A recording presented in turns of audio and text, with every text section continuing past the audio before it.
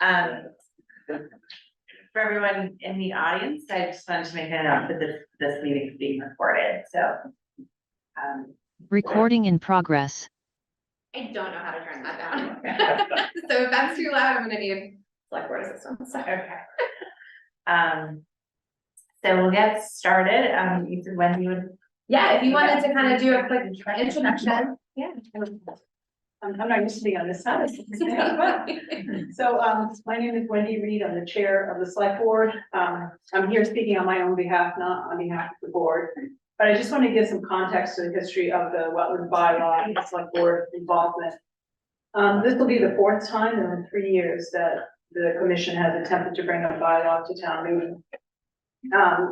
There were different circumstances each time, but there's kind of the same general issues. Two of those times, the select board voted to not put it on the warrant. And then one time it was on the warrant, but the Conservation Commission chose to vote no action at town meeting. So just want to talk a little bit about, just briefly why. I mean, there's really two issues. The first is that the bylaw was based on a template from the Mass Association of Conservation Commissions. So it was very long, very legally dense, not user-friendly at all, which I think it was a fine idea to use that as a template, but it really needed to be modified to be specific to the town. So, and then the other piece of that was because it was so legal and it was difficult to modify it, the public didn't really understand how the bylaw was different from state regulations that already exist and why the bylaw was needed in the first place. So kind of fast forward to today, we have almost a brand new commission. We have a very qualified agent who's now full-time in the town.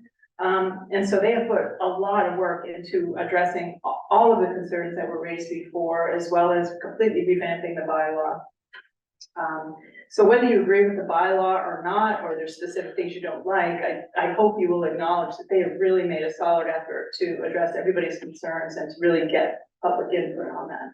So thanks, Cindy. That's all I want to say. Thank you.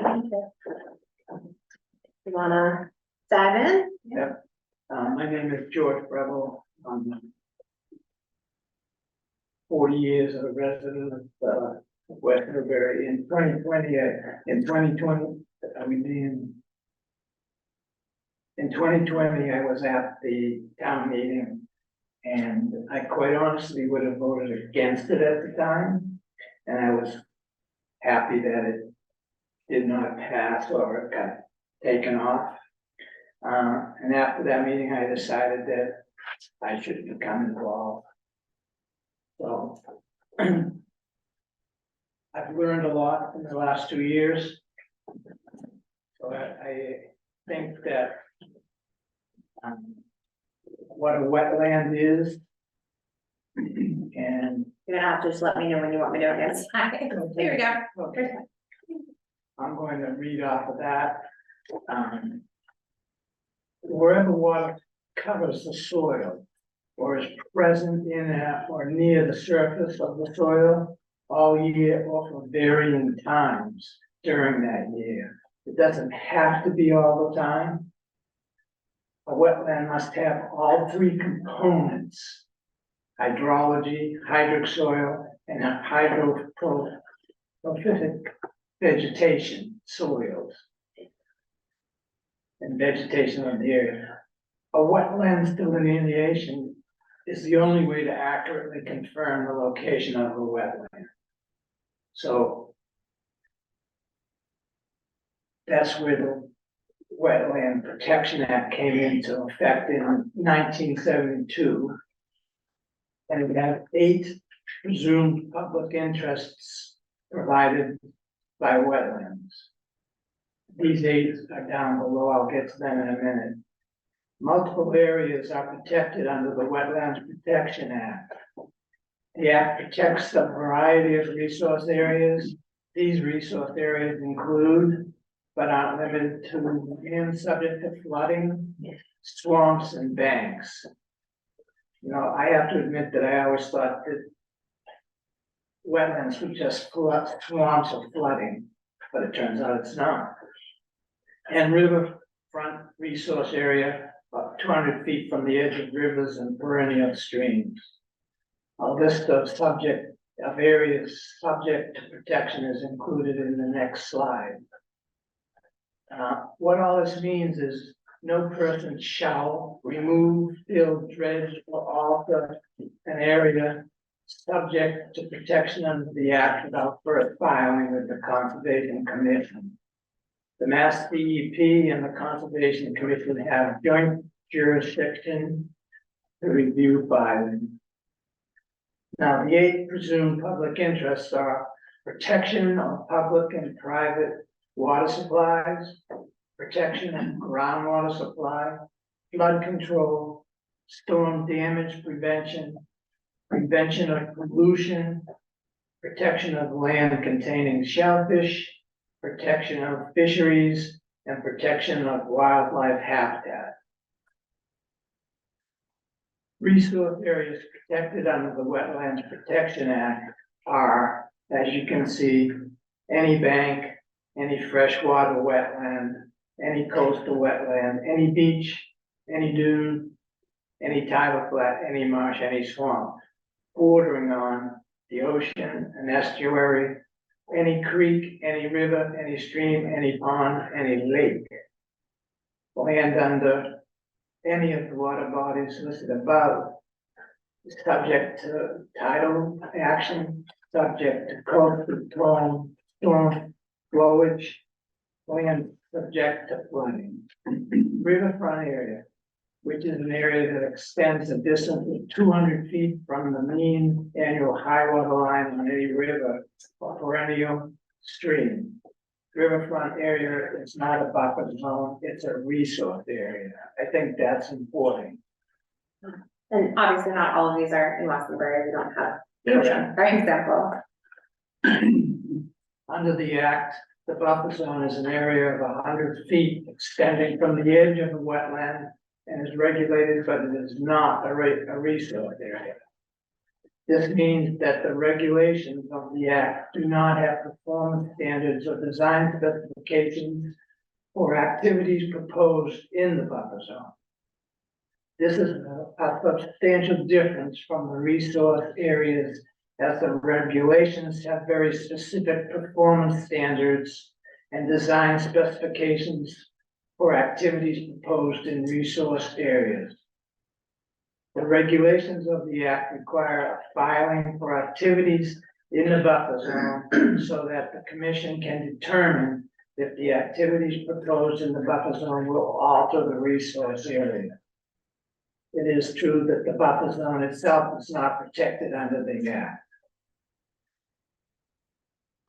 Why have local wetlands protection bylaws? Adds stronger protections to the wetlands and buffer zones than those provided in the State Wetlands Act and regulations. This was included in an action item in the town's 2016 hazard mitigation plan, where they recognized and protect additional resource areas and public interest, so-called resource area values, than those recognized and protected by the Act. Codified policies that the Conservation Commission and the Mass DEPW have developed. It empowers the Conservation Commission to take legal action, including issuance of fines against violators, and to bring a more timely response to wetland violations.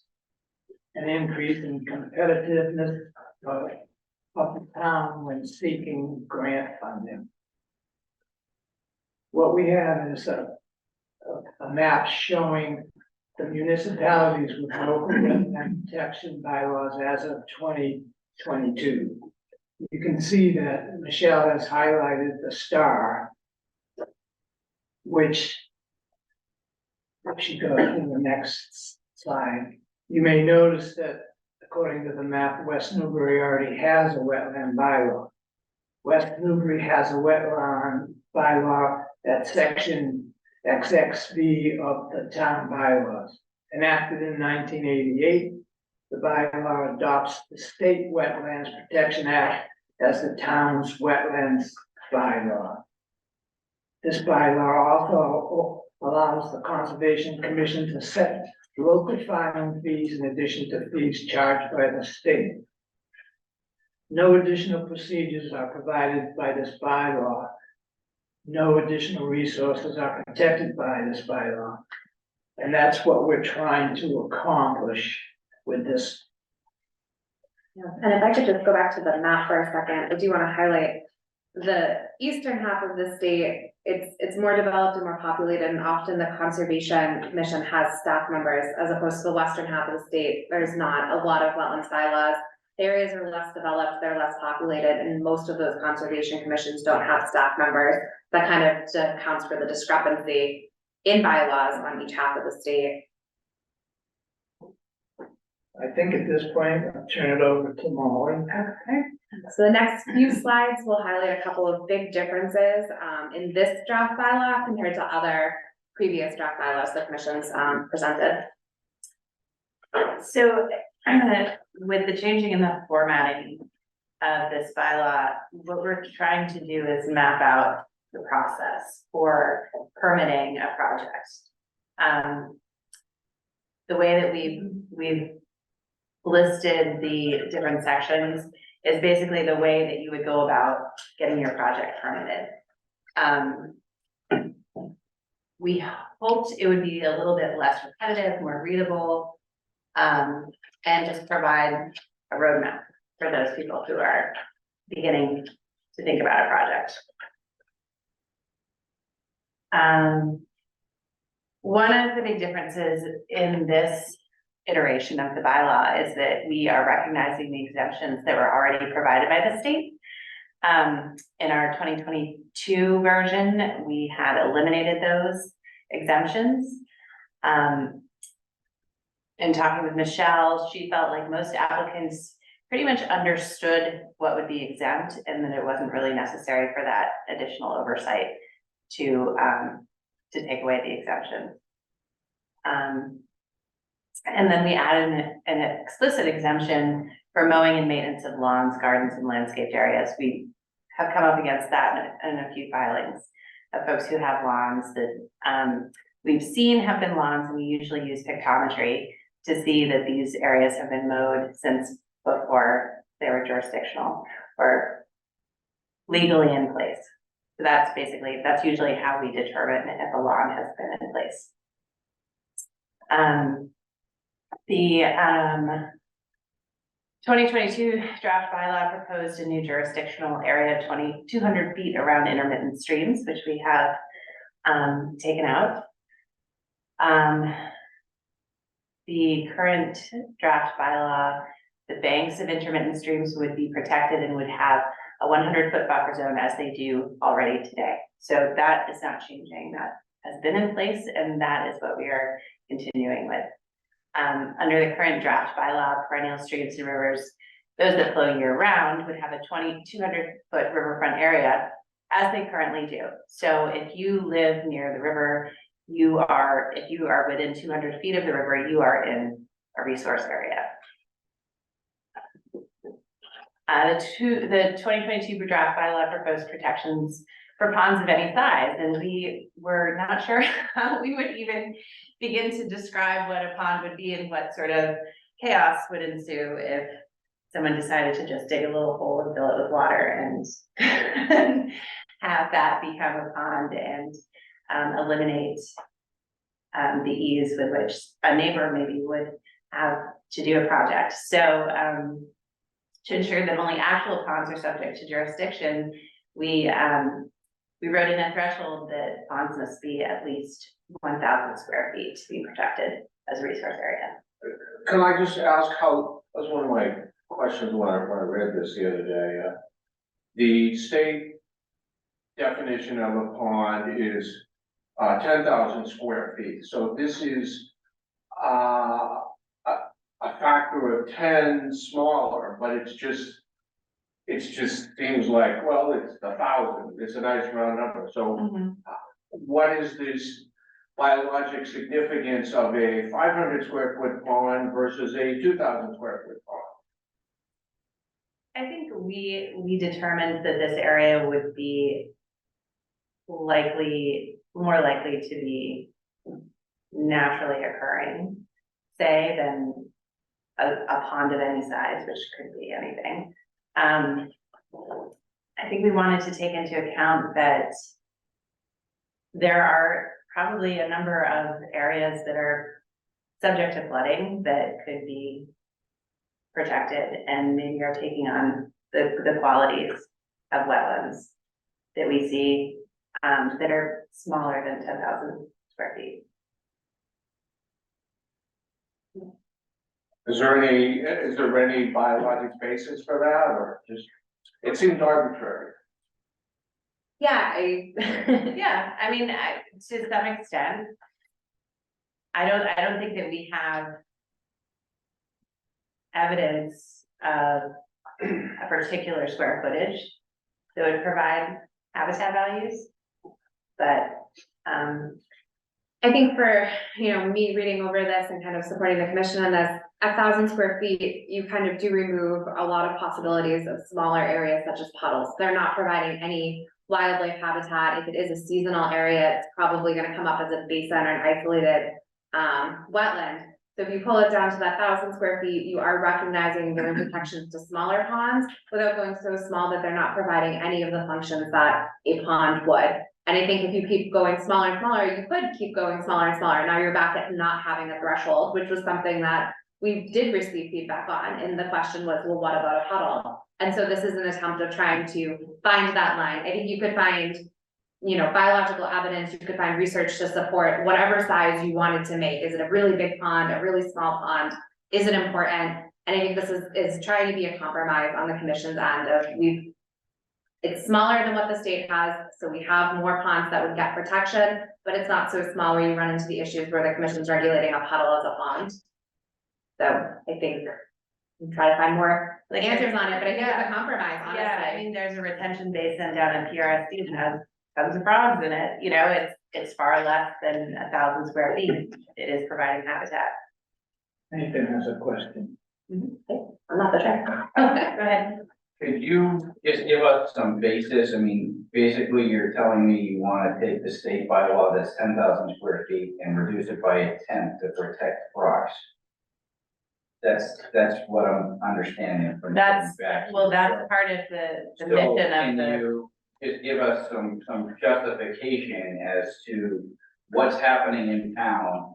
Or why the Conservation Commission feel the need, is there a massive disruption of ponds and wildlife habitat somewhere in town between the size of 1,000 square feet and 10,000 square feet that's created a need?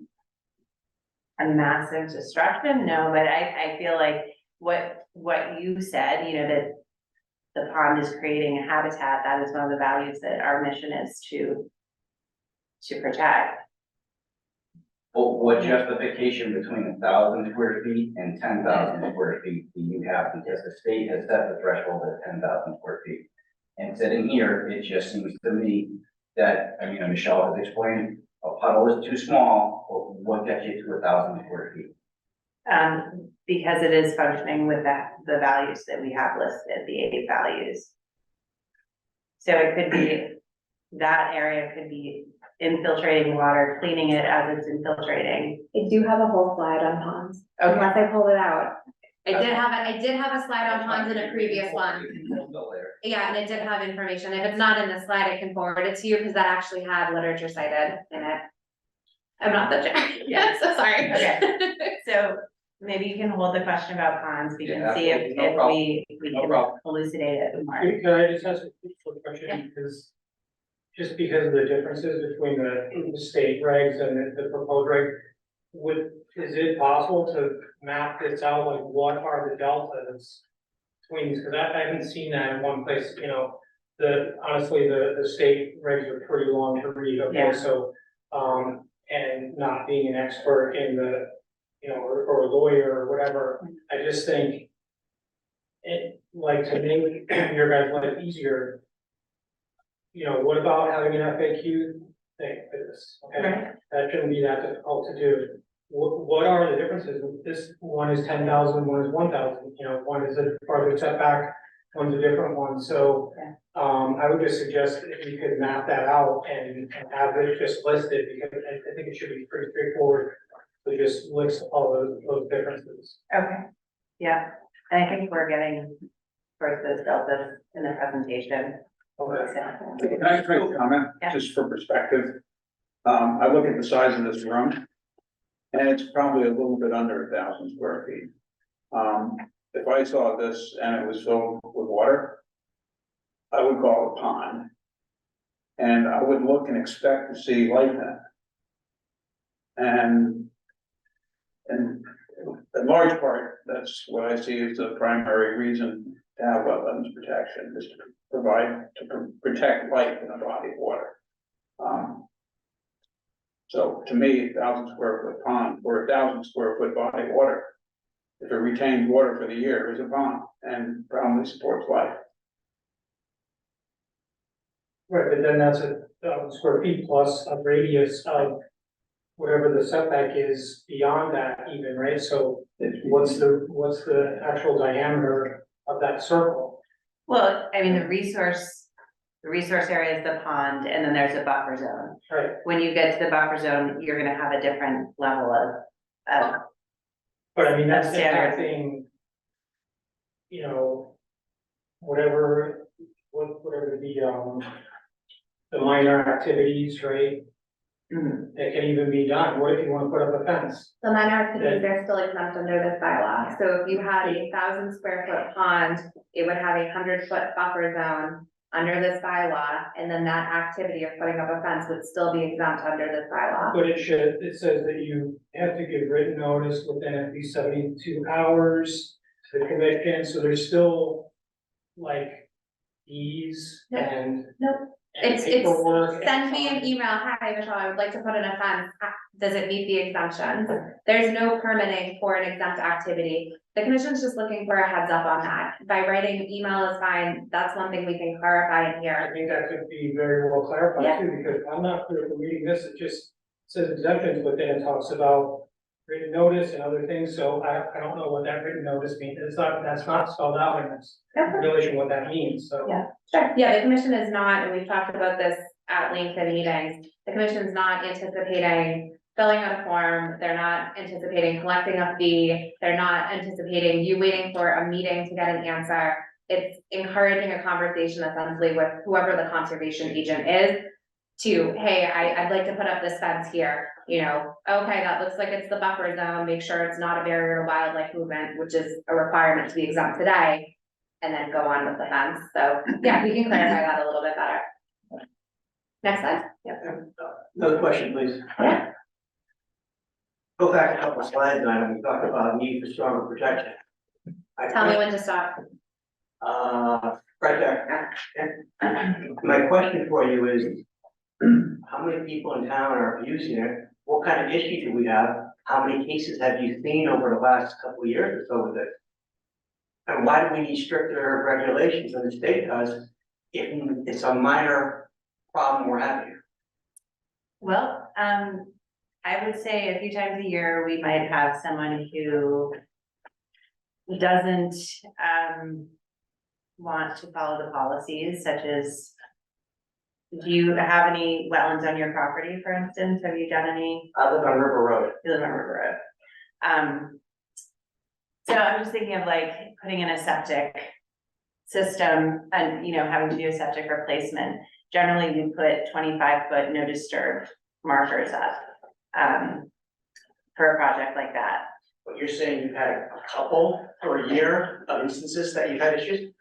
I think this is less about addressing Yeah. issues and more about creating stronger protections. What the commission is seeing, and one of the reasons bringing about a bylaw has been discussed, and it's one of the reasons why it was included in the town's 2016 hazard mitigation plan, is that as the desirable land, the easy to develop land, it's flat, it's dry, it's easy to develop land, has been developed, it's not available. There's increasing development pressures on less desirable land with steep slopes, land that's increasingly closer to wetlands.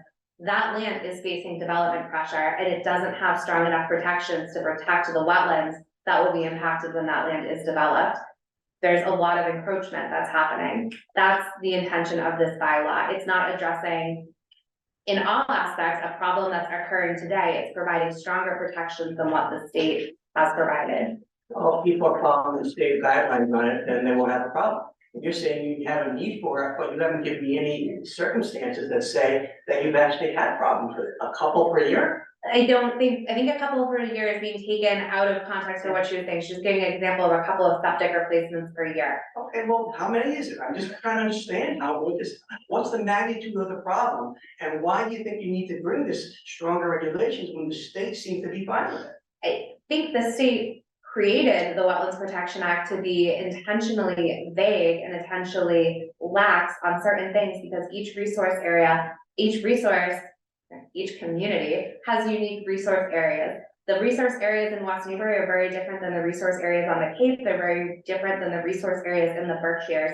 And the whole intention was that someone already said it today. It's a long document to read the regulations. There are 300 and something pages. And if you tried to address every situation in that doesn't apply to every community, you would have a 1,000-page document that no one would ever make it through. So the Wetlands Protection Act is a starting point. A wetlands bylaw at a local level provides stronger protections that the community needs. This community is facing development pressure. This community is losing the easy to develop, nice, flat, dry land, and people still need houses. This is a way to protect those wetlands and regulate that activity of building new houses. Yeah, I mean, definitely the last 2 years, we've had some houses being built on slopes and there's been a dramatic situation with erosion, siltation. Every house on a slope that has an open order conditions this past year has had extreme wetlands violations. Every time it rains, there's extreme sediment into Isn't the that your wetlands. job to enforce that if you have Yes. violations? Our job is to enforce that. This bylaw gives the commission other tools for enforcement. Right now, the commission can't issue fines. Our tools to enforce are very, very limited. And at the permitting process at the beginning, our tools to regulate further setbacks from the house and regulate more protection at the beginning to prevent impacts to wetlands from happening, they don't exist. The bylaw provides for that. You don't agree, and that's fine, we don't have to agree. Can we make it through? I think we have like 20 some odd slides, there might be questions that get addressed. Okay.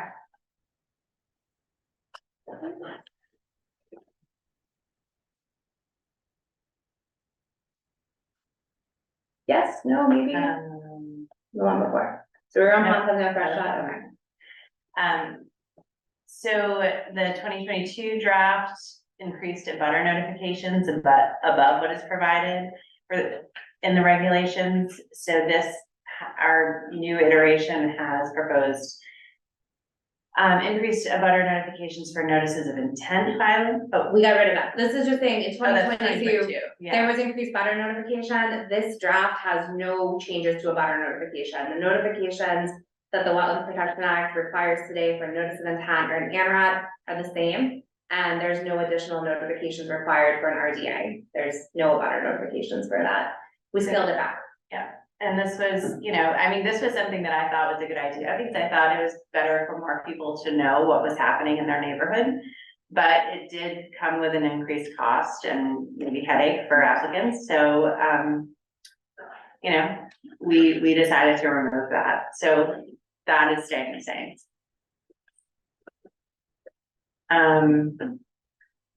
So the public interest protected under, so here's some deltas for y'all. The public interest protected under the Wetlands Protection Act are public and private water supply, groundwater supply, fisheries, wildlife habitat, and land containing shellfish. Wetlands serve to prevent pollution and storm damage and control floods. Additional public interest protected under the proposed bylaw are protection of agriculture, recreation, rare species habitat, water quality, and fisheries, including aquaculture, and prevention of storm damage prevention, including coastal storm flowage, which I think we're getting more and more information as we do the climate change studies to see what is happening on River Road with increased severity of storms. Control of erosion and sedimentation as well. So, George has read the areas subject. I'm just trying to get the article way up top and I failed. Okay, subject to protection in the Wetlands Protection Act. So, I'm not gonna read this again because we've already heard it, but these are all the areas that are already protected. The additional resource areas subject to protection with the proposed bylaw are, any freshwater or coastal wetlands, isolated wetlands, wet meadows, bogs, adjoining land extending out to a distance of 100 feet, known as the buffer zone. So the mechanism for providing performance standards to this area is to call this 100-foot distance around the resource area a resource area. That's the next one. Oh, okay. Do you want to go through the additional resource areas first? Sure. So adjoining land extending out to a distance of 100 feet from any freshwater coastal bank or beach, bordering any lake, pond, reservoir, river, stream, brook, or creek. Any perennial rivers, streams, brooks, and creeks and lands adjoining these resource areas out to a distance of 200 feet, known as the riverfront area. Any land under the aforementioned water bodies and waterways, any vernal pools and adjoining land extending out 100 feet, known as the vernal pool habitat. Any land subject to flooding or inundation by groundwater or surface water. And any land subject to tidal action, coastal storm flowage, or coastal flooding. And I know you had a question about that. The next to last bullet point there, so that seems quite subject to interpretation and quite vague. So flooding and inundation. So flooding and inundation, well, I mean, it's wet, right? Okay, but I mean, are we talking like, you know, it happened in the third week in October, this place. You want like a time, you wanna know how long this Because land is lots of inundated? places flood for a lot of different reasons. A beaver dams up something that normally isn't anywhere near. I can think of a lot of situations that could be used, but it just seems quite broad. Mhm. Yeah, I mean, a drain water pipe. Would you be water pipe looking collapses. for something that? So right now, to determine flooding, it's based on the FEMA 100-year flood maps. So land subject to flooding is a resource area today. The additional part here is land subject to flooding or inundation by groundwater or surface water. And so to determine today if that land subject to flooding is a resource area, the commission relies on looking at the flood maps. And if it's in a mapped FEMA flood zone for the 100-year flood, that is the resource area. So are you looking for something like that? If the commission could point to, we're reducing it from the 100-year flood to if we're looking at a 50-year flood, that's how we're making this determination. It's something like, because I hear what you're saying, right? Sometimes a pond will flood if a beaver dams it. Is that now a resource area, the flooded out area around a pond? So are you looking for where the commission will get that information from? Well, just sort of a time frame, like something that, there can be things, like I say, there can be one-time events that isn't, you know, even artificially produced or whatever. So would it help if it changed to regular inundation? Or like routine?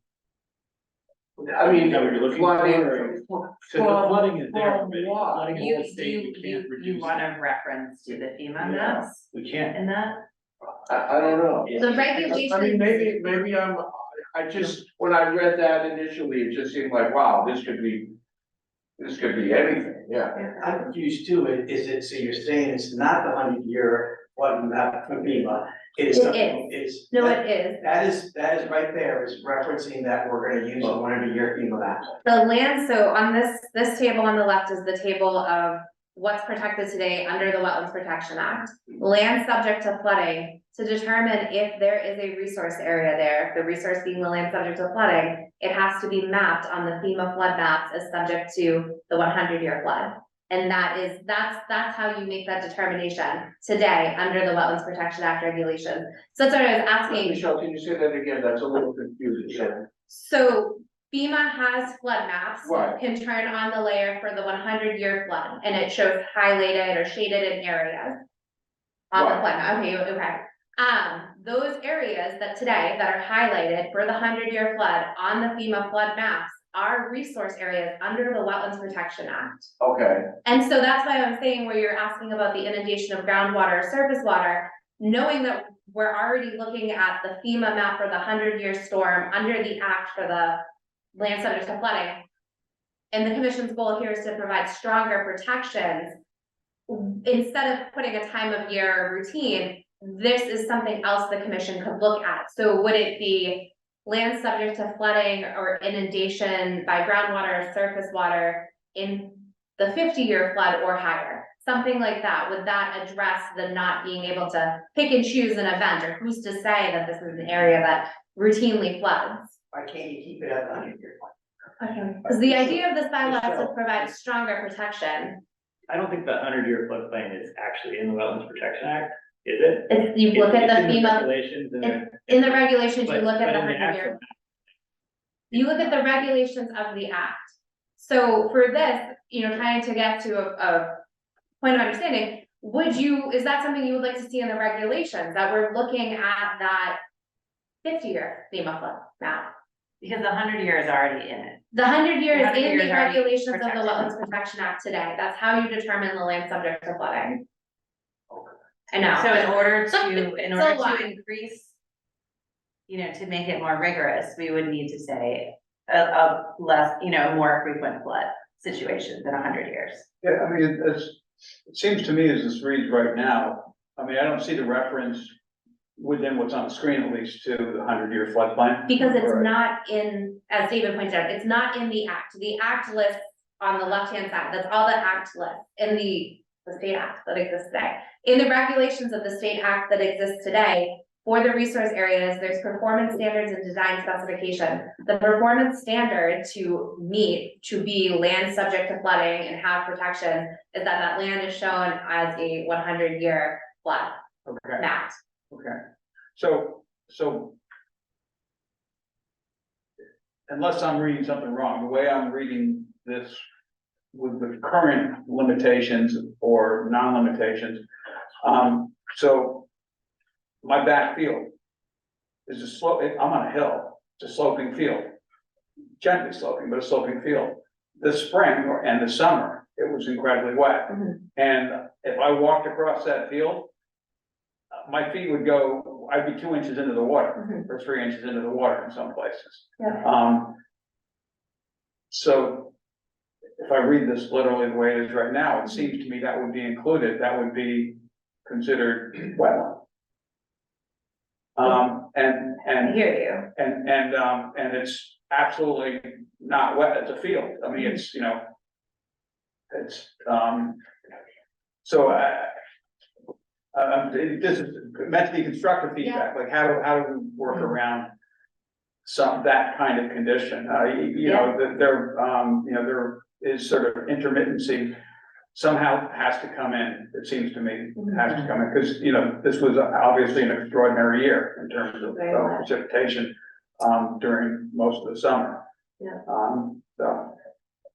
So in the definitions in the regulations, special flood hazard area means the area of land in the floodplain that is subject to 1% chance of flooding in any given year, as determined by the best available information, including but not limited to the FEMA flood insurance study or rate map. Again, I think it's one of those things, so if the commission puts it in the bylaw, if it ever needs to change, the town thinks it's too strict to, increase the percentage, whatever, decrease the percentage of flooding. The town, once it needs to go to town meeting to make that one amendment. These are things that are in regulations, they're performance standards and design specifications. I don't know, the commission's, I don't know if it makes like sense to start getting into those explanations in the bylaw. I think this is a conversation that warrants a thought. We are having monthly meetings to work on the bylaw. We have one scheduled for December 11th. I'm taking notes of what came up tonight. So I think this is one that we can really kind of work out more in that, and I think it's a good one to point out. I don't know if we can come to an answer tonight on it, but thank It you. does affect a lot of us. I had the same issue with the field. Yeah, This year was an extraordinary amount of rain on it, Yeah. and there's puddle of water on it. Thank you. And it's certainly not a flooded area, because it had extra water running down the hill this okay. year. So. Well, it's flooded, just it's seems just a not little flooded. legitimate At this point. Yeah, it's- Jurisdiction. Got it. Yeah. Okay. Can you clarify how these changes impact the agricultural exemptions or the agricultural status of land that we have currently? in they West don't. Virginia? Changes? No changes. Section 3 of the bylaw, it has the exemptions. Agriculture activities are exempt. It follows all of the state definitions for agriculture. I think the first page calls out that except for the rights and privileges afforded to land and agricultural use in Massachusetts, so no additional impacts. So the next couple of slides kind of dive into a few of those new resource areas a little bit more. Okay, so the proposed new resource areas, land adjoining resource areas listed in sections 2.1 and 2.2 out to a distance of 100 feet known as the buffer zone. The resource areas that would have 100-foot buffer zones are any freshwater coastal wetlands, isolated wetlands, marshes, wet meadows, bogs, and swamps, and any freshwater or coastal bank or beach bordering on any lake, pond, reservoir, river, stream, brook, or creek. The differences between this and the State Protection Act is the 100-foot buffer zone is regulated, but it is not termed a resource area, which means that the regulations of the act do not have performance standards or design specifications for activities in the buffer zone. This is a substantial difference from the resource areas protected by the Wetlands Protection Act, as the regulations have very specific performance standards and design specifications for activities in the resource areas. So why does this matter? There's a better understanding of wetlands and how they function than there was when the Wetlands Protection Act was enacted in 1972. One of the things that is better understood is the importance of intact, undisturbed, naturally vegetative buffers around wetlands. Wider, naturally vegetated wetland buffers provide more habitat for a larger variety of wildlife. Vegetated buffers provide hydrologic stabilization by slowing and infiltrating rainwater, which reduces drastic fluctuations of water levels in wetlands during rain events. This allows wetlands to provide better storm protection and flood control. It also improves the habitat of aquatic organisms in the wetlands. Vegetated buffers protect wetlands and wildlife from human impacts, including the temptation to dump debris, noise, and light pollution, and providing cover for wildlife from domestic pets that may prey on wildlife, like cats and dogs. Regulatory wise, the regulations of the Wetlands Protection Act do not include design standards or performance specifications for proposed activities in the buffer zone. By protecting buffer zones as resource areas in the draft bylaw, the regulations of the commission can include design standards and performance specifications for proposed activities in the buffer zone. This change provides stronger protections for the important resource areas to ensure that wetlands can function and provide community benefits. Without including buffer zones as a resource area in the bylaw, these important areas remain at risk. In addition to protecting buffer zones, including buffer zones as a resource area allows for a more equitable permitting process. The commission's regulations will contain design standards, performance specifications, and waiver provisions for activities proposed in the buffer zone that anyone can review and that the commission can consider consistently when reviewing activities proposed in the buffer zone. Isolated wetlands that so a proposed new resource area is isolated wetlands that are at least 1,000 square feet. So here we are at the ponds. It's the ponds only with algebra. Yeah. So instead of 10,000 square feet, you have a equation to figure out to determine if your isolated wetland is protected today. Yeah. So the Wetlands Protection Act protects isolated land subject to flooding, but only if at least once a year the area contains standing water to a volume of at least 1/4 acre feet, which is 81,463 gallons, and to an average depth of at least 6 inches. And maybe that's a good place for the commission to consider on the flooding, On ponds, to define a pond. or I was gonna say to define like areas that flood, there's Yeah. your timeline and your amount of water. Yeah. So this is an example, it's a very advanced example that I created in Word. You wanna stab at it, or I can take a stab at it because I made it.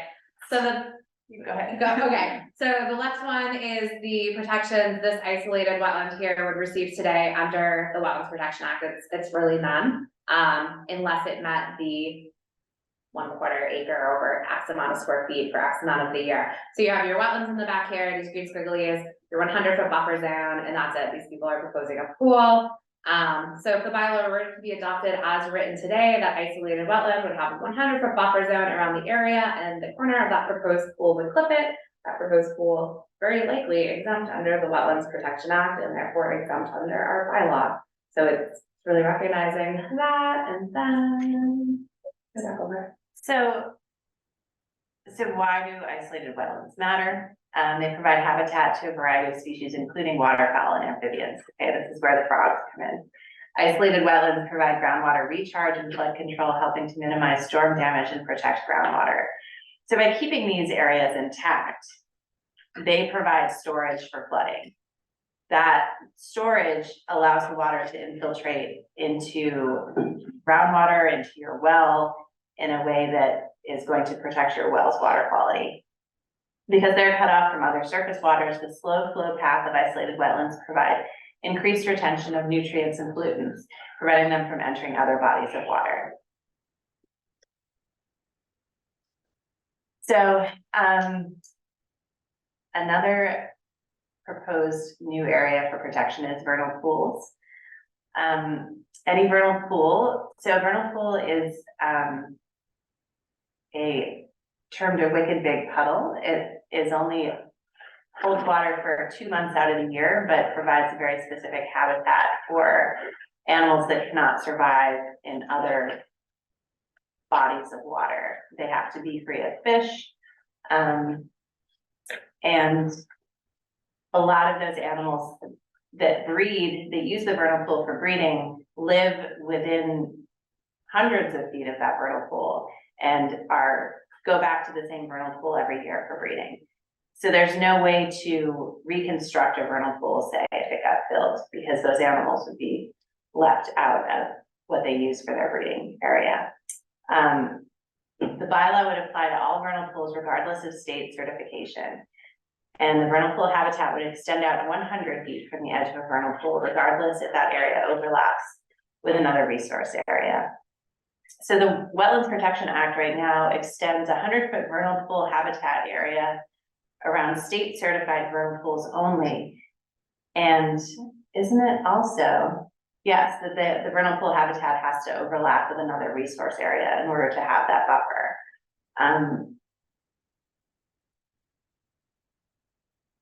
Okay, example. Yeah. Want to go for it? Okay.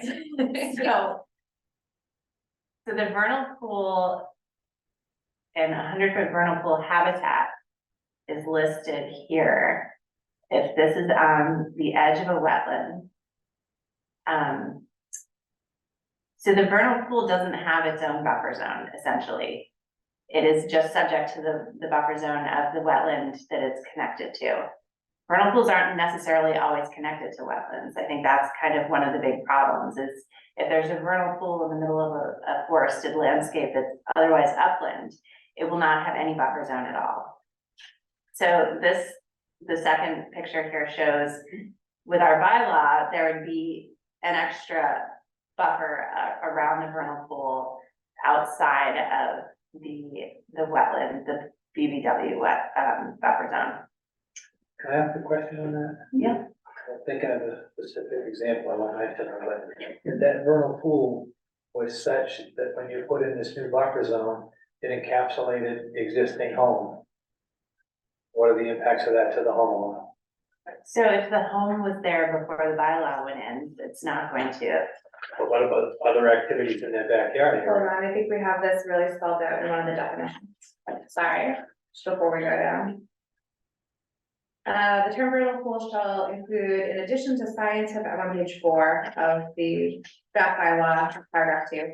The term vernal pool shall include, in addition to scientific definitions found in the regulations under the Wetlands Protection Act, any confined basin or depression not occurring in existing lawns, gardens, landscaped areas, or driveways. Does that help on that So one? if it's in an existing lawn, it's not.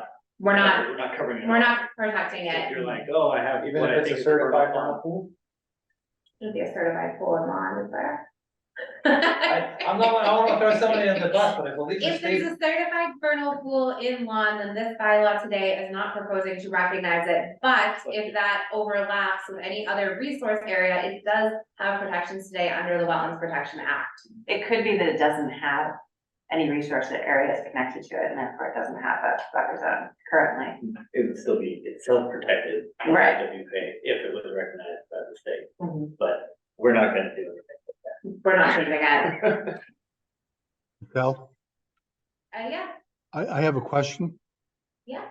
Are the vernal pool areas and for that matter, all the wetlands on some kind of a map in the Conservation Commission office? No, and the reason for that is because wetlands are always changing. They get bigger and they get smaller. We discover more vernal pools by the life that they support. The state does provide GIS mapping for informational purposes. I will say it's good to the point of, I've never seen a wetland be shown on the state's mapping that isn't a wetland, but I've very often seen wetlands actually be larger than what they're shown on the state's mapping. The reason for that is those are all done by aerial survey, and they're kind of basing the extent of wetland due to visible surface water. So they're not on the ground looking at vegetation and soils. So it's a good starting point. It kind of puts you in a good direction, but no, there is not a definitive map that the commission or the state has. Okay, thanks. Yep. Can I ask a follow-up question on the vernal pool? So if you're not using the state certified, how would you determine if it's a vernal pool? Would that be the agent that determines it, or? So yeah, that's in the definition as well. So in addition to the scientific definitions that are in the regulations, those are based on how many egg masses are there, how many breeding pairs of amphibians that you find. The vernal pool needs to hold water for a minimum of 2 continuous months during the spring or the summer, contain at least 200 cubic feet of water at some time during most years, be free of adult predatory fish populations, and provide essential breeding and rearing habitat functions for amphibian, reptile, or other vernal pool community species which have been found in the basin or depression. That is what the commission would be looking at. And I think that's something where, just like a wetland today, the commission isn't going out and delineating a wetland. We're not looking for it, but if you're doing a filing, you're working with a wetland scientist, and your consultant would have to understand this and provide that evidence to the commission, just like they would today for a wetland, of saying this is a vernal pool, here's why, or this is not a vernal pool, here's why, based on these definitions. Yeah. So if you have like an area that flooded in your yard, but there's no egg masses in it, there's no evidence of breeding of these specific animals, then it would be hard to make a determination that it's a vernal pool. So, as I said, vernal pools are unique wetlands and provide habitat for a variety of additional amphibian, reptile, and insect species, and also provide groundwater recharge and flood water control. Many vernal pools support wildlife with life histories involving annual migrations of up to 1,800 feet, yards, feet, Sorry. inches. I would have written it out. No, it's feet, it's not inches. So making the additional terrestrial habitat an integral part of conserving vernal pool functions. The spotted salamanders, whose range includes West Newbury, relies on vernal pools for its breeding habitat due to the lack of predatory fish and a symbiotic relationship between her egg masses and the algae in vernal pools. Spotted salamanders tend to return to breed in the same vernal pool each year and have a lifespan of up to 20 years. But are threatened due to loss of vernal pools and alteration of surrounding habitat. I mean, vernal pools, you know, a good hint is listening to the chorus of breeding frogs in the spring. So you can kind of guess where some might be. You also find a lot of splattered frogs in the runs in March. So they are here in town, and we don't have a lot of certified vernal pools, but they're important. So the next couple of slides, they're just kind of additional, it's not about resource areas. The pond one was taken out. I think I cut it out for Lane. I will send that, Nathan wanted the pond, I'll send it to Nathan. And anyone else who wants it, let me know. Yes, so the next couple of slides just talk about additional procedures and provisions of the bylaw. They're not necessarily resource area specific. Right, okay.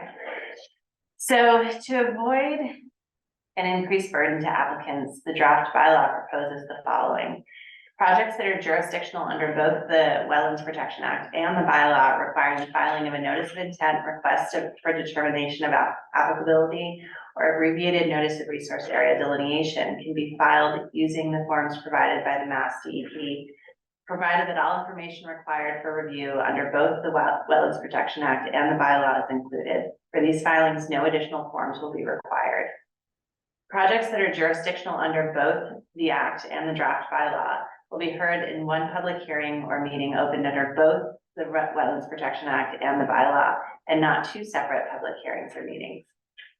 One document, often referred to as the permit, either an order of conditions, determination of applicability, or order of resource area delineation, will be issued for projects that are jurisdictional under both the Act and the bylaw. The issued document will indicate which conditions, findings, and or decisions apply under the Act and which apply under the bylaw. For projects that are jurisdictional under only the bylaw, the commission may require either the use of the Mass DEP forms for filings or require the use of forms created by the commission. The draft bylaw proposes additional tools for Conservation Commission to bring wetlands violations into compliance. The Wetlands Protection Act does not allow a Conservation Commission to issue fines. Under the Wetlands Protection Act, the Conservation Commission can impose fines only through the courts. The ability to fine a wetlands violator provides another opportunity to bring about compliance without escalating to a lawsuit. The forms used to issue citations under the bylaw will be in compliance with state laws and regulations. Serious and repeat violations may still warrant a criminal complaint. Having a record of citations issued without payment or other response is additional evidence to prove non-compliance. The provision to issue fines is included in other town bylaws, including the 2021 Stormwater Bylaw, the 2019 Zoning Board of Appeals Bylaw, and the 2000 Public Water Supply Bylaw. Yes. There's, with most things, there's always an appeal process, so how would someone that Yeah. categorically disagrees with the commission's finding and, refuses to pay the fines or whatever, then what happens? It would go under the appeals process that exists today. It's chapter 40, section 21D. It's an appeal to Superior Court, just as you would appeal an enforcement order, or if you would appeal a superseding order of conditions from Mass DEP. And, or any local fine, it gets appealed to Superior Court, and that's listed, page 9, section 11.6 is appeals of fines. In the draft. And I do want to call attention to 11.6, the commission's goal on this isn't to be issuing fines. My goal is not to spend my time writing tickets. It's a lot of work. I do not want to do it. It does not bring me joy. And I think a lot of times though, a ticket does get your attention. If you speed on the same road every day and you finally get a ticket, you might slow down next time. You might consider what you're doing differently next time. And the commission will suspend fines and work with people. If you start bringing into compliance, they will get rid of the fines. The goal here isn't to collect fines. It's to have another tool in the toolbox to get people's attention and then bring, violations into compliance. The goal is wetland protection, not fining.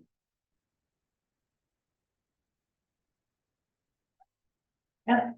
Can we ask some specific questions, or I don't wanna get lost in the weeds or the. And I do have your comments, so just just for awareness, the commission has had a lot of comments. I've received yours, I've received a lot from a lot of people.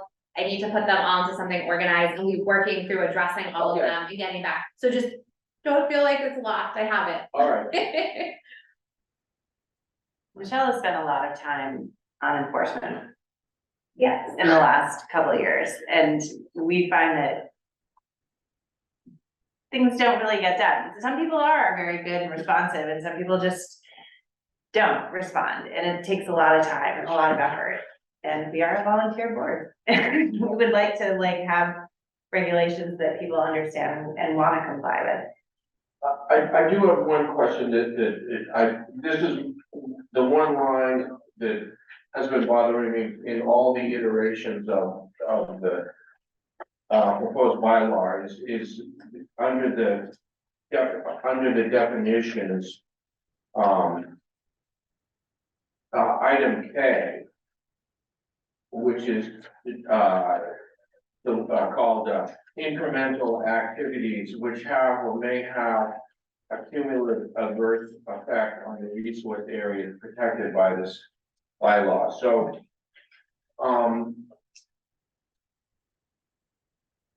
that seems like the commission would have to see into the future that, I don't know, just to make something up, weed whacking this particular area would cause destruction, I'm just making that up or whatever, a problem for a particular kind of wildlife, 20 years into the future. We just don't know, or, applying, I don't know, whatever, fertilizer to someone's tomatoes, it could leach into that area and cause a problem. I don't know, it just says incremental activities is a bit, to me, seems like a catch-all that everything, we named all the specific things and then incremental activities, you just like, and anything else we could think of. Well, I don't wanna be regulating on anything else we could think of because that sounds exhausting. So I'm assuming that's also not the commission's intent there. Yeah, I think it's not just looking into the future, it's looking into the past. It's looking to see what has happened in an area. And being able to say, okay, if this, if one neighbor cuts down a bunch of trees in the riverfront area and another neighbor says, hey, that looks like a great idea, I'm gonna do it too. I feel like that's a good example of, an incremental activity that can have a snowballing effect. So this is not necessarily just one property, it could be incremental activities in a region. I mean, I think if you look at River Road and the history of trees coming down and things like that, it's a great example of incremental. Yeah. Activities, one or two trees get cut down or fall down, for example, and it's not a big deal. The river bank is still pretty strong against erosion and you have a whole swath of river bank get trees cut down from it, and now it's not providing that erosion control anymore. Well, there's a Yeah, lot of dead trees, there's a lot of dead trees down there too, so. There is. We're just gonna wait for them to fall on the power lines, like. It's not our. Well, yeah. National Grid- Sorry, we don't deal with cutting down trees and power lines. Yeah, National Grid actually is responsible for that and, Right. You know, They have to get a permit. yeah, Says you can't cut them. Actually, I think that's one of the. right, yeah. But they do file a plan, right? They do tell us what they wanna do. File an integrated vegetation maintenance plan at the beginning of every year, what they're planning on doing that year. Anyway, my only point is that it's not just for people feel like on nice healthy trees, there's also lots and lots. And there's also wildlife value in dead trees, so that's something we also have to weigh, like, even though our town is going to lose all of its ash trees, which is a significant portion of the forest, they still have value as standing deadwood, so. To this gentleman's point, incremental activities is a wide open statement, and it's open and it's subjective. Can you make it less subjective to do so? Can you reword that some other way to do so? We can do it for sure. Because the ones above are pretty clear, they're pretty. That one you give you almost like a, and be able to script what you want. Yeah, I think there's a better example that's on trees, just because sometimes people get a little passionate about trees, which is fine. On both sides of the table, there's a lot of passion.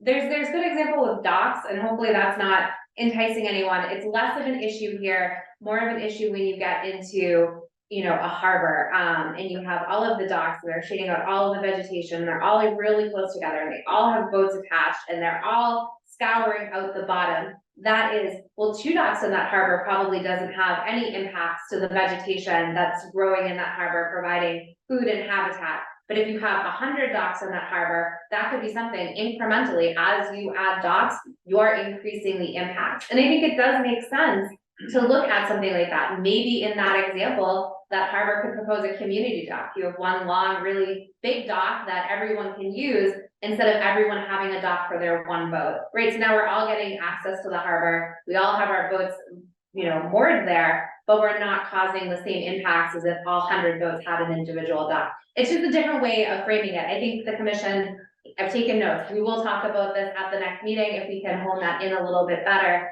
But I think that's, you know, sometimes you do need to look at the bigger picture.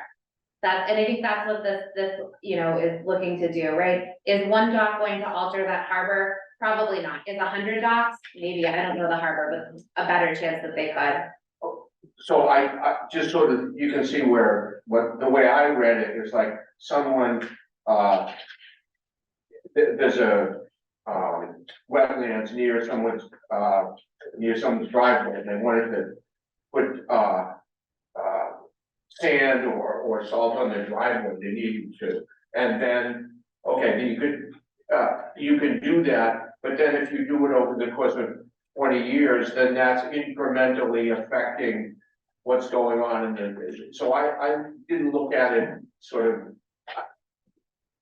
I looked at it and I see the way you're thinking about it, I'm just thinking about it, and the way I interpreted that is like something that you really, that no one even knows what that is going to do, and it's much more subjective, that's all. I hear you. Yeah, I think there's room to hone this in and consider it a little bit more, so, and hearing the different perspectives on it is good.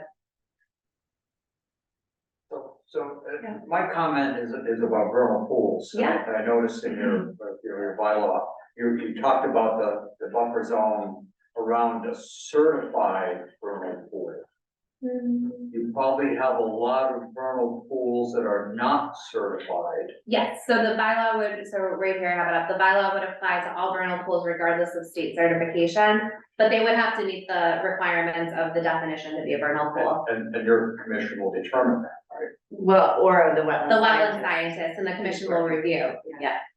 Yeah, and it's, you know, some years a vernal pool might be providing that habitat, and some years it might not. Like, we've had a few dry springs where the vernal pool that's near where I live has not had adequate, there have been some egg masses, but not the 5 that it needs or whatever, so.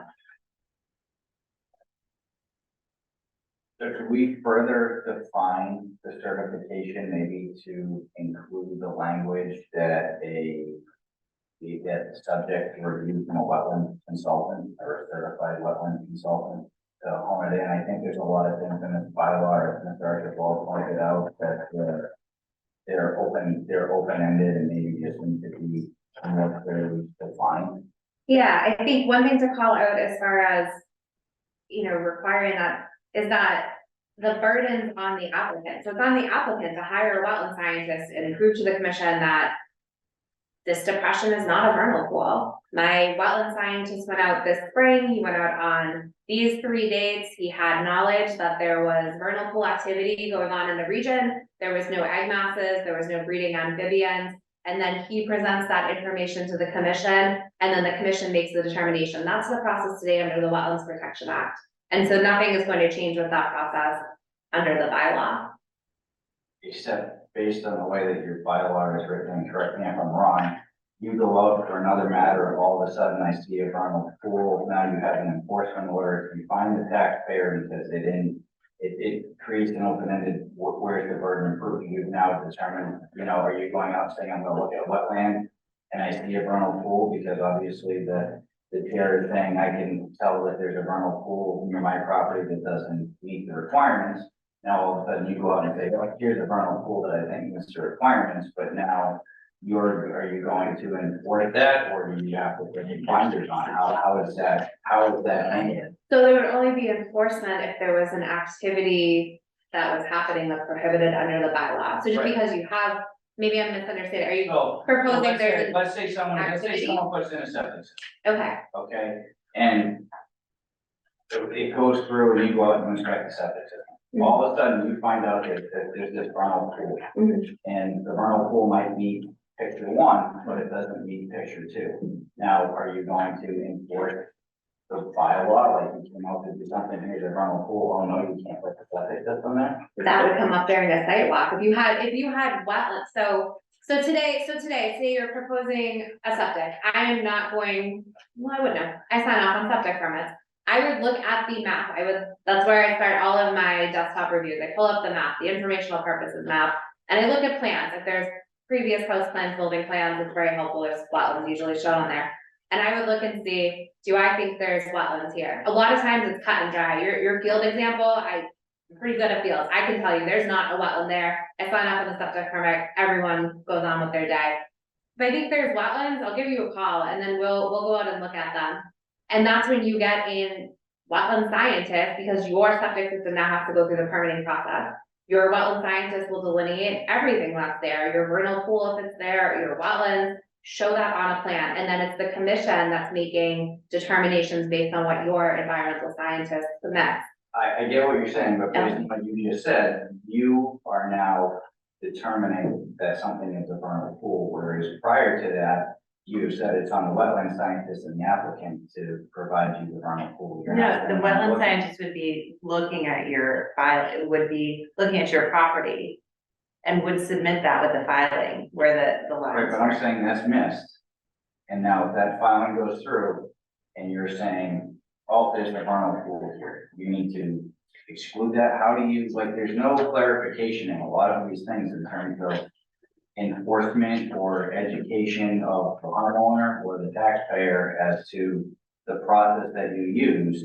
So if there is a conflict or a disagreement, how do you resolve that and what is the step? Why is it not spelled out? I think that needs to be Goes spelled out. to an appeal.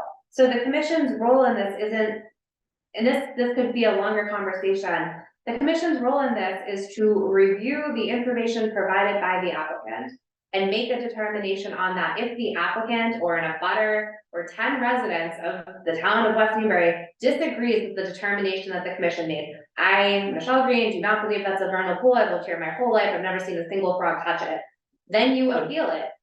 You appeal it, and then the courts make the decision. And that's the same process today under the Wetlands Protection Act. Under the Wetlands Protection Act, because DEP has joint review, if the commission made a determination that you disagreed with, you would appeal to Mass DEP. If Mass DEP upheld the commission's determination and issued a superseding order of conditions, you would appeal to the court. That's the process. So now with this bylaw, we don't have the appeal process to DEP, so should the appeal process to DEP be added to your bylaw? We can't, Mass DEP won't review anything for local bylaws. So when you have a local bylaw, appeals go to the court. Mass DEP does not regulate local bylaws. Right, so by enacting this, you've in turn taken away the taxpayer's appeal process to the state. You still appeal to the state, you're appealing to the court, not Mass Right, which DEP. comes with the fee. There's a filing fee to appeal to Mass DEP too. So, There's fees for both types of appeals. I don't think the commission is intending to be reckless, and the commission's not intending to go out and find problems. The commission's just trying to strengthen protection for resource areas that exist today, whether you wanna call it a vernal pool or an isolated wetland or not. They're there. Often we'll get filings, we'll go out with the wetland scientist to review the line. If there's something that's wildly off, it's a discussion, it's a negotiation. Lines can be moved, but there's generally a negotiation process. That's what the public meeting is for. I'm seeing it here tonight, and I think I saw it previously when this bylaw came forward. The problem is that based on the geography, the topography, whatever you call it in West Newbury, it's wet, it's mushy in a lot of places. And most residents, or a large percentage of residents, have properties that have, I've got an intermittent stream, Rick's got a whole floodplain in his backyard. No, it's just a field. Yeah, all kinds of other things. And so then what we're all wondering, and I've heard it a lot here tonight, is how this is gonna impact our ability to to use our own properties, or if, this in essence diminishes the ability to use our properties in certain ways, it becomes, not to use it in the legal term, but like a perceived taking. So I think that's the resistance you're gonna find. And you're gonna have to somehow alleviate those concerns with people. There you go.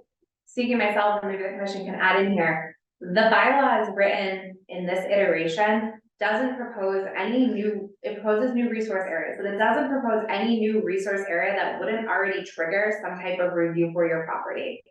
If you are working within 100 feet of an intermittent stream today, you would still have to file with the commission. If you're working in the floodplain field today, you would still have to file with the commission. These aren't new triggers.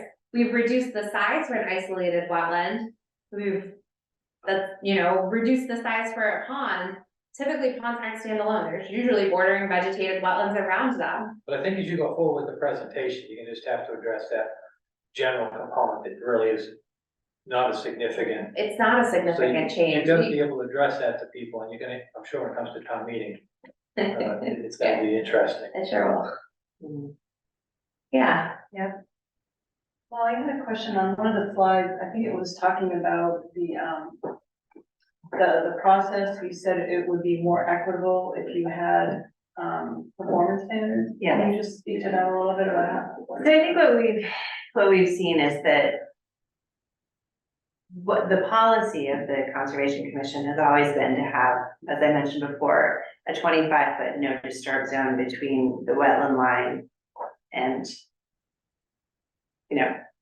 25 feet. coming off the edge of the wetland. Coming off the edge of the wetland.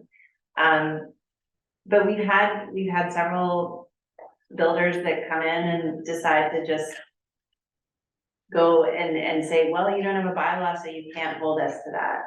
I think a lot of people in town maybe just understand that buffer provides, a minimal amount of buffer zone to that wetland for wildlife habitat purposes, for infiltration purposes, and are happy to comply. And some people don't. I mean, the house at the top of Bridge Street is, I think, 15 feet from the side, from the wetland line. So I would like to see everybody in town go through the same process, have the same abilities to build while also preserving that 25-foot buffer. And right now, I don't feel like it's equitable. I feel like some people can get away with it. Because they are a developer or they have. Because they have, because they don't really care to. Yeah, I think there's a lot of differences between a developer proposing a single family home and someone that wants to put an addition on their house that's doing the process themselves. The homeowner is not, as the commission sees, they're not very well educated on the Wetlands Protection Act. It's a lot to read. Why would you be? Unless it's like something you're up against. So that homeowner, sometimes I feel they don't kind of understand or know everything from the get-go where a developer does. And the developer is able to disregard it in a different way than a homeowner can. The developer is able to pay legal counsel to kind of force the commission's hands on it in a different way because there is no bylaw that offers those protections. Kind of going back to, being more fair and equitable, a bylaw would give everyone the same rules to play from. This is what the buffer zone is. This is the performance standards if you're working in a buffer zone. This is the design specifications for work in the buffer zone. And these are the types of waivers you can request in the process for doing that. And that just creates the same process that everyone's following. Where right now, I don't think that everyone follows the same process. They don't. And I see this as really a good way to level the playing field so that as these areas in town that are more borderline, just not really they're too steep or they're too close to wetlands. This is a way to, as development pressure increases in town, this is a way to make sure that everybody's playing by the same playbook. And the wetlands are protected the same everywhere throughout the whole town because they provide community benefits. It's not my wetland and Molly's wetland, it's the town's wetland because it's protecting all of our drinking water, it's protecting all of our homes from storm damage, it's protecting all of our roads from flooding. It's a community benefit. And as we see these storms like we had this summer, I think it's important. We can't just ignore the fact that we're having more severe storms and that we need more of a buffer to the wetlands. They're going to need to provide more storage. And if we build right up to the edge of them, what are you gonna do? You're gonna end up having a wet basement or have problems down the road. So I think a lot of that is really what's driving this, plus getting more grant money, responding to climate change, but also just making sure that everybody's playing by the same rules. I mean, I will say that was one of the things that looking at a new water supply, you know, the DEP permitting process, if you have a wetland bylaw, that gets you points in the process. So, and there are other grants that ask for this bylaw. Land acquisition grants, ask for it sometimes too. So there are benefits in other aspects of town operation aside from protecting land. So, I mean, and I think it's a really good example of really direct democracy, because we as a town are the ones that get to determine how we want to protect these resource areas. And, you know, we can all participate in writing this bylaw. And I appreciate everybody that came out tonight to talk about it.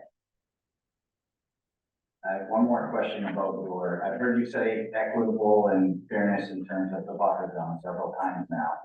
What is, and you said, well, the developer gets away with it and they hire the lawyer and enforce our human build right on the edge of the buffer zone, right in the wetland. And yet, the homeowner can't do it. Well, what is the actual law? Why can't the homeowner, you know, what are we strengthening? How far are you going? Are you going from 20? We're not going any further than this has been the policy for years for the Conservation Commission. That's why you see these wooden stakes with buffer zone, with do not disturb area. So Most people do comply. Most people say, yeah, I understand that that's an important resource area. of what the. Well, if the current is 25 and people are building in your 25-foot zone and it's occurring legally, which is what you're saying, What changes is that we would have, what is happening now? Yeah. That causes you to have this need? I think there's a lot of questions here from taxpayers as to what the actual need is. This is here, and this is what the change impacts, and this is the benefit to the wetland, to the town, to the community. Like, I know we spent a lot of time talking about vernal pools, but how many spotted frogs were run over this year from a vernal pool, or how many were filled in, or what impact did that have on a conservation commission? When you made the point that you're a volunteer commission, you know, like, are you spending too much time on a vernal pool, or are you having too much of a problem with a certain thing? That's the information that I think taxpayers need to know in order to write the bylaw and to say, this is the issue, because it sounds to me like you should be asking the taxpayers, you know, possibly for some money to fund some kind of an educational initiative to educate homeowners about the problems that they're having, or clearly defining the permitting process that they put out there, rather than necessarily enacting a bylaw that's more strict than you have now to actually get the result that you want through enforcement, rather get that same result through education. Yeah, I agree with those two things. One is, we haven't heard the magnitude of the problem, really. We've given some examples, but we really haven't heard how many cases you have and what you have to do. The second thing is, as we've heard from everyone here, is that there still seems to be some subjectiveness to this, and guilty until proven it isn't. That's not what the US law is about, and what I feel is right for our Constitution. We'd like you to define it and make it a little clearer for it along the way, but also define what the magnitude of the problem is. We really haven't heard that yet. thank you. Yeah. Is there any questions from anyone on Zoom? There's a few people on.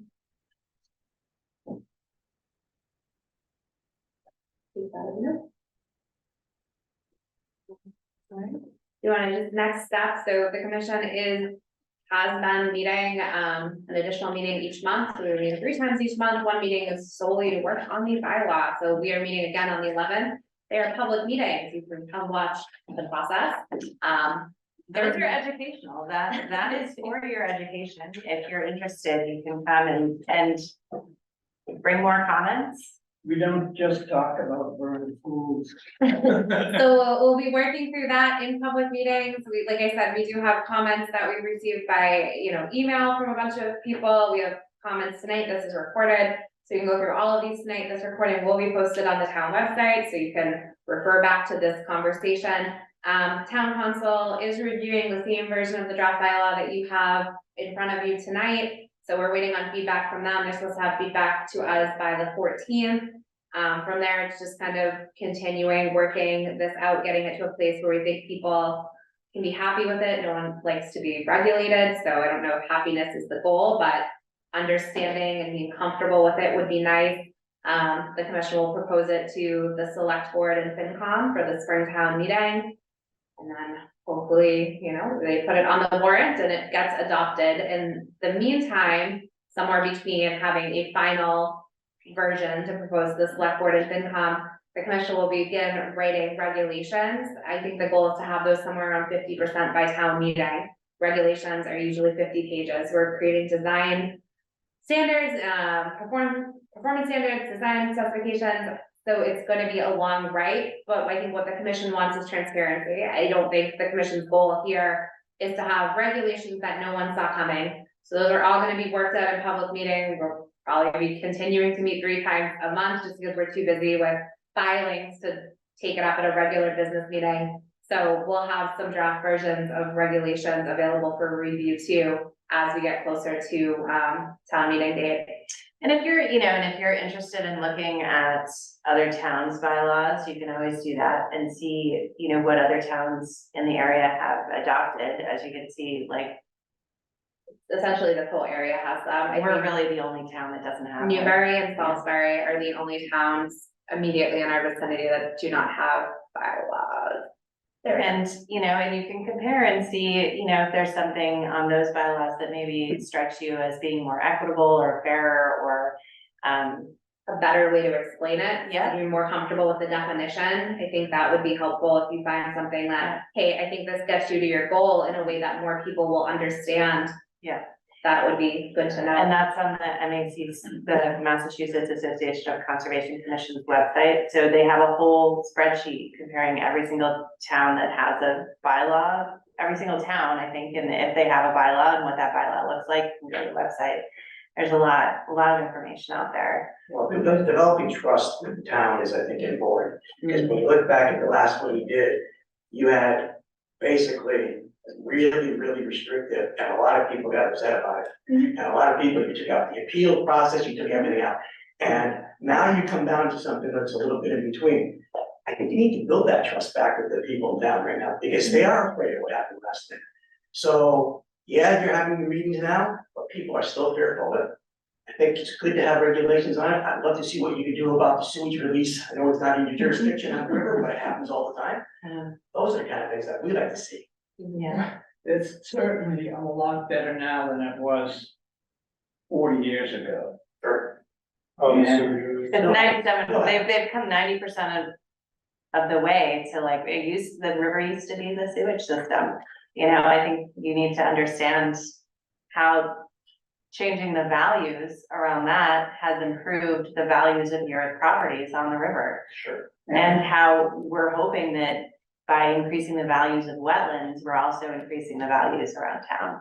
Although I know it looks restrictive right now, but you know, the end goal is to improve everything. If the town doesn't control wetlands, later there'll be no place to get fresh water for your drinking and things like that. Well, deep water level versus surface water is very different, sir.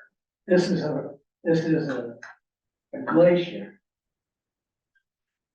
So the aquifers are refilled by surface water, and that surface water needs to be able to filter through.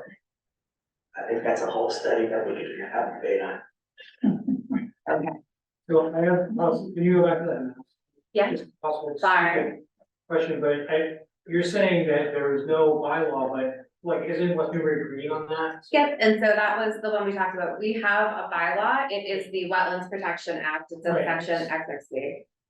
Right, it says it's the state. Yep. Yeah, okay. So, one more question, Yeah. does that, having that bylaw, because we now have referenced, having the bylaw to grant money and availability, does having that bylaw already automatically qualify us for all of that grant money, or by changing this bylaw, bettering our opportunity.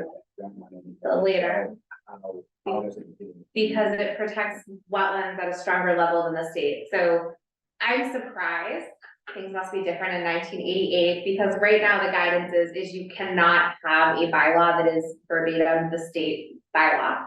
Or the state law. You can't adopt the state law as your bylaw. It's the state law. It's already your law, like you are in the state. So it is surprising that that is the town's bylaw, and we don't unlock additional grant funding because we have that. That bylaw does not have any additional protections for wetlands. What those grants for water development, grants for land acquisition want to see is that the town has placed an emphasis on protecting these resource areas by having more protections than what's provided already at the Wetlands Protection Act level.